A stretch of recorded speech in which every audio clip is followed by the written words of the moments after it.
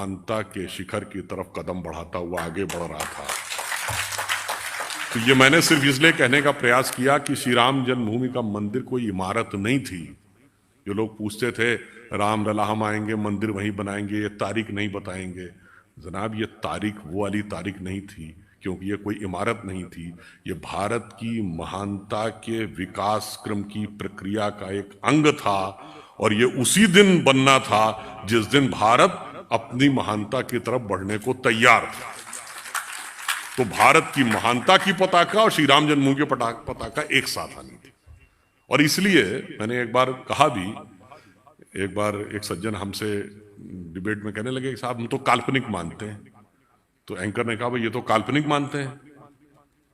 तो हमने कहा कि मुस्लिम थे वो, तो मैंने कहा कि मैं इनकी बात से सहमत हूं।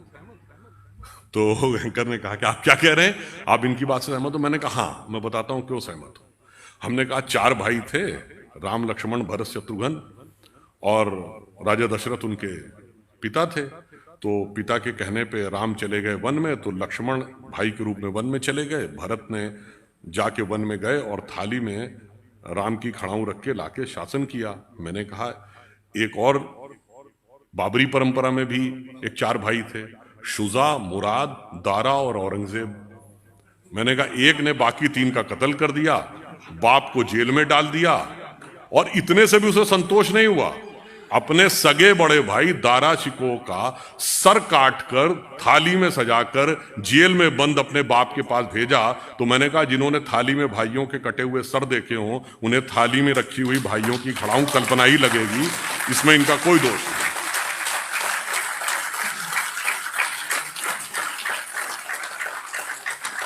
इसलिए मैंने ये कहने का प्रयास किया कि ये जो बदलाव है वो किस चीज, और मैं ये कहता हूं भाई आप किसी मजहब पंथ को मानने वाले हो, ये बता दो घर में क्या चाहते हो। बुढ़ापे में तुम जेल में हो और एक भाई 3 को काट चुका हो, या आपके एक वचन की रक्षा के लिए आपके बेटे कुछ भी करने को तैयार हो। वैसे ऑन द लाइटर नोट, थोड़ा विषयांतर पे जाते हुए, हमारे जितने भी धर्म ग्रंथ है ना, इनके अंदर बहुत गहरा तत्व छुपा हुआ है। शायद आप में से कभी किसी ने ध्यान दिया, क्योंकि उसके लिए बहुत सूक्ष्म बुद्धि की आवश्यकता होती है। ये भगवान राम 4 ही भाई क्यों थे? 3 या 5 भी तो हो सकते थे। हमारे हर चीज का रीजन है। 4 भाई किस बात के प्रतीक हैं? 4 पुरुषार्थ, धर्म, अर्थ, काम, मोक्ष। श्री राम धर्म के प्रतीक हैं, लक्ष्मण जी काम के प्रतीक हैं, मोक्ष के प्रतीक भरत है, और अर्थ के प्रतीक शत्रुघ्न है। इसीलिए लक्ष्मण ही वन में क्यों गए राम के साथ? क्योंकि कामना या काम जो है सदैव धर्म के साथ संलग्न ही रहना चाहिए, उसके साथ पृथक नहीं हो सकता, तभी वो सन्मार्ग पे रहेगा। और भरत ने ही खड़ाऊ रख के शासन क्यों किया? क्योंकि मोक्ष प्राप्त करने के लिए अंतर की यात्रा करनी है, एक प्रतीक को भी सामने रख के आप वह यात्रा कर सकते हैं। और शत्रुघ्न अयोध्या में ही क्यों रहे? क्योंकि अर्थ राजधानी से बाहर नहीं जा सकता, इसलिए वो वहीं पे रहेंगे।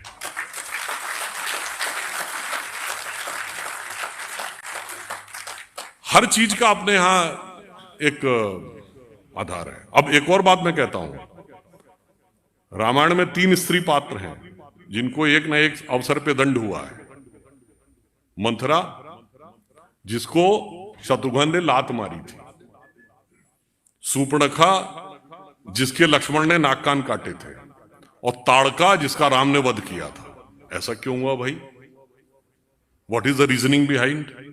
मैं इसलिए कह रहा हूं चूंकि आप लोग प्रभु, everything is having a reasoning. कारण क्या है? मंथरा लोभ की प्रतीक थी, तो अर्थ जब लोभ का दमन करेगा या उसका तिरस्कार करेगा तब वो धर्म सम्मत होगा। सूर्पणखा वासना की प्रतीक थी, तो काम जब वासना को विद्रूप करने में सफल होगा तब वह धर्म के साथ होगा। और ताड़का अहंकार और शक्ति की प्रतीक थी, उसका तो साक्षात संहार ही होगा और वो धर्म ही करेगा। इसीलिए आपने शायद कभी ध्यान न दिया हो, राम रावण का संघर्ष होता है तो रावण के 10 ही सिर क्यों थे? 5 या 15 क्यों नहीं? 20 या 25 क्यों ना, और एक सिर कटता था दूसरा काहे उगाता था? उसका कारण यह है। और अगर रावण के 10 सिर थे तो रावण का नाम दशानन क्यों था? 10 मुख वाला। उसको 10 शीश, 10 ग्रीव, 10 कंधर, दशोदर कुछ भी कह सकते थे। उसका कारण यह है कि 10 की संख्या के पीछे लॉजिक यह है कि हमारे शरीर में 10 इंद्रियां होती हैं। दशानन यानी 10 इंद्रियों की बहिर्मुखी पिपासा, the extrovert tendency of all the 10 senses. और जब भगवान एक सर काटते थे दूसरा उगाता था, इसका मतलब किसी इंद्रिय की एक इच्छा पूरी करिए, immediately it gets replaced by other, even God can not stop it. इसलिए राम उस रावण को मारने, यानी धर्म का तत्व उस 10 इंद्रियों की बहिर्मुखी पिपासा को नष्ट करता है, पर वो उत्पन्न कैसे होता है? राम के पिता क्या नाम है? जब 10 इंद्रियों को रथने की क्षमता आती है तो हृदय में वह तत्व उत्पन्न होता है जो 10 इंद्रियों की बहिर्मुखी पिपासा को नष्ट करता है। इसलिए रामायण की कथा हमारे अंदर भी घटित होती है। तो मैंने सिर्फ इसलिए थोड़ा विषयांतर में जाके आपसे कहा कि राष्ट्र के विकास की पताका हो या हमारे अंदरूनी अनुसंधान की पताका, दोनों में राम जन्मभूमि का एक इंपॉर्टेंट महत्व है। और हमने आने के बाद देश में यह एक बड़े बदलाव के लिए का एक बदलाव शुरू हो रहा है, जिसे समझने के लिए सूक्ष्म दृष्टि चाहिए। और मैं ज्यादा समय न लेते हुए यह कहना चाहूंगा कि आप सभी प्रबुद्ध हैं। आपकी भूमिका इसमें क्या होनी चाहिए? अक्सर क्या होता है कि हम भी, हमारे माताजी पिताजी दोनों टीचर थे कॉलेज में, हम लोग बहुत सारे डिस्कशंस होते थे, उनके साथी लोग आते थे सब, पर डिस्कशन होता था, ज्यादा एक्शन के आ जाता था, भाई ये सब राजनीति तो बेकार का क्षेत्र है, हमें इससे क्या मतलब है। तो यदि हमारे जीवन का यही उद्देश्य है कि हमने अच्छी शिक्षा प्राप्त की और उसके बाद एक अच्छा जीवन यापन किया और उसके बाद हमारा जीवन समाप्त हो गया, तो मुझे लगता है यह जीवन की सार्थकता नहीं हो सकती। जिसमें अकबर इलाहाबादी एक बड़े शायर हुए, उनका एक शेर है कि क्या करें अहबाब क्या कारे नुमाया कर गए, क्या कहें अहबाब क्या कारे नुमाया कर गए, ग्रेजुएट हुए, नौकर हुए, पेंशन मिली और मर गए। किया था की क्षमता भगवान ने आपको दी है, तो हमें आगे बढ़कर क्या करना है, यह ध्यान रखना है कि आचार्य चाणक्य ने कहा था, इस राष्ट्र को उतनी क्षति दुर्जनों की दुर्जनता से नहीं हुई है जो अत्यंत आवश्यक है। और वो इसलिए भी आवश्यक है क्योंकि ये सिर्फ ये कोई राजनैतिक विषय नहीं है, ये देश के अंदर बड़े परिवर्तन और एक नए भविष्य के निर्माण का विषय है। और ये भी आप बात समझिए, ये तय है, जैसा कि अभी जो संचालक महोदय थे उन्होंने एक बात बताई थी, तो मैंने उस बात को रिपीट किए दे रहा हूं जो आपने कहा था। क्यों तय है ये? एक जमाने में इंडिया वर्ल्ड का पावर सेंटर था, 2500 साल पहले जब हमारा डिक्लाइन शुरू हुआ तो पावर सेंटर किधर शिफ्ट हो गया? इंडिया के बाद किंग डेरियस ऑफ पर्शिया, आज का ईरान, वेस्ट की तरफ शिफ्ट हो गया। उसके बाद जब पर्शिया का डाउनफॉल हुआ तो बगदाद का एम्पायर आया, मेसोपोटामिया। उसका डाउनफॉल हुआ तो टर्किश एम्पायर आया। जब टर्किश एम्पायर का डाउनफॉल हुआ तो रोमन एम्पायर आया। यानी देखिए वेस्ट की तरफ शिफ्ट होता जा रहा है। रोमन एम्पायर का डाउनफॉल होया तो दुनिया में पुर्तगाल और स्पेन का जमाना आया। जब पुर्तगाल और स्पेन का वक्त खत्म हुआ तो ब्रिटेन और फ्रांस का जमाना आया। और जब ब्रिटिश एम्पायर डाउनफॉल हुआ तो अमेरिका का जमाना आया। अमेरिका में सबसे ज्यादा prosperous west coast, San Francisco, Los Angeles belt, फिर जापान का जमाना आया, फिर tigers of Asia Pacific, Hong Kong, Singapore, Taiwan, Macau का जमाना आया। अब चीन का जमाना है। अब अगला जमाना कहां है ये आप समझ लीजिए, इसमें किसी भी प्रकार का संशय नहीं है। अच्छा, वो जमाना लाएगा कौन ये भी समझ लीजिए। 1 जनवरी सन 1901 जब 20वीं सदी का पहला सूरज इस धरती पे उगा तो इस देश में किसकी सरकार थी? अंग्रेज की। 1 जनवरी 1951 में इस देश में किसकी सरकार थी? कांग्रेस की। और 1 जनवरी सन 2001 को जब 21वीं सदी का पहला सूरज उगा तो इस देश में किसकी सरकार थी? अटल जी के नेतृत्व में हमारी, और अगले दशक में मोदी जी के नेतृत्व में पूर्ण बहुमत की। मतलब साफ है कि 19वीं सदी अंग्रेज की थी, 20वीं सदी कांग्रेस की थी, 21वीं सदी भारतीय जनता पार्टी। तो अब आप ये मान लीजिए कि एक तो आपको पूरे अर्थ के रोटेशन से समझ में आ गया कि वक्त हमारा ही आने वाला है, और उस आने वाले वक्त में हमें कौन ले जाने वाला है, यह भी आप अच्छी तरह समझ लीजिए। और कैसे, इसमें एक बात और अंत में जोड़ देता हूं। देखिए, कई बार क्या होता है, कितना भी आप बौद्धिक डिस्कशन कर लीजिए और आप पढ़ लीजिए, जब तक आप साक्षात नहीं देखते आपको विश्वास नहीं होता है। गीता का इतना बड़ा उपदेश भगवान कृष्ण ने दिया, तो क्या अर्जुन को उसके बाद भी कॉन्फिडेंस आ गया था? अर्जुन ने सब कहा, महाराज वो तो ठीक है, मगर कैसे इनको जीत पाऊंगा मैं? तो भगवान ने विराट रूप दिखाया था और कहा था, देखो ये तय है, तुम्हें शासन करना है और ये भूमि पे पड़े होंगे। तो अर्जुन ने कहा, महाराज जब ये तय है तो फिर काहे बात का खून खराबा करना, आप पलक झपकाइए, मैं यहां बैठा हूंगा और ये नीचे होंगे। तो भगवान कृष्ण ने कहा, तय तो है, मगर मिलेगा कर्म के सिद्धांत के अनुसार ही। और भगवान ने विराट रूप अर्जुन को दिखाया था और एक बार विकराल रूप दुर्योधन को दिखाया था। वो भी मैं संदर्भ में बता देना चाहता हूं। आजकल बहुत चर्चा होती ना कि हिंदुत्व मतलब बोको हराम, ISIS, और हिंदुत्व अलग है। इसके व्याख्यान करता, प्रवचन करता बहुत सारे उत्पन्न हो गए। तो मैं बताना चाहता हूं, भगवान श्री कृष्ण हिंदू भी हैं, हिंदू धर्म के भी प्रतीक हैं, वही तत्व है, और हिंदुत्व भी वो है। क्या है वो? जब बाल कृष्ण के रूप में मक्खन खाते हुए घूमते हैं तो भी वो वही ब्रह्म है। कौन ब्रह्म है? वही ब्रह्म है जिनके लिए रसखान ने लिखा है, जाहि अनादि अनंत अखंड अछेद अभेद सुवेद बतावें, और ताही अहीर की छो हरियां छछियावर छाछ पे नाच नचावे।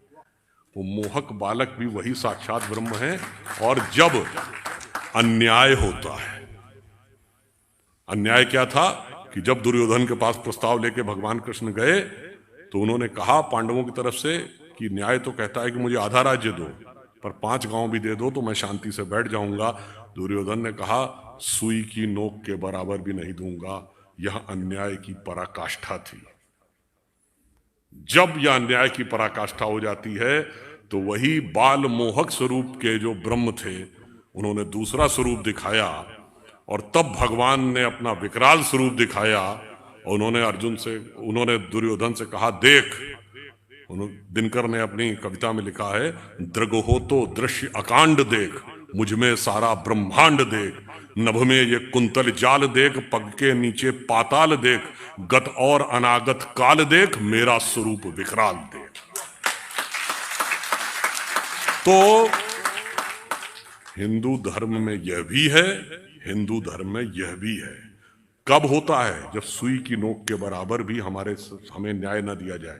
ये कब हुआ? मैं उदाहरण भी बता देना चाहता हूं सारे लोगों को बताने के लिए। 1986 शाबानो केस, सुप्रीम कोर्ट का जजमेंट पलट दिया जाता है। क्यों? तत्कालीन भारत सरकार ये स्टैंड लेती है कि मजहबी मामला है, मजहबी मामले में कोर्ट का दखल सुई की नोक के बराबर भी नहीं होगा। अगर कुछ कह दिया तो पार्लियामेंट संशोधन करके पलट देगी। और अगले वर्ष जब श्री राम जन्मभूमि का विषय आता है तो कहते हैं, भगवान कहां पैदा हुए, इसमें तुम्हारा सुई की नोक के बराबर दखल नहीं होगा। अदालत में साबित करना पड़ेगा, कागज और सबूतों पे साबित करना पड़ेगा।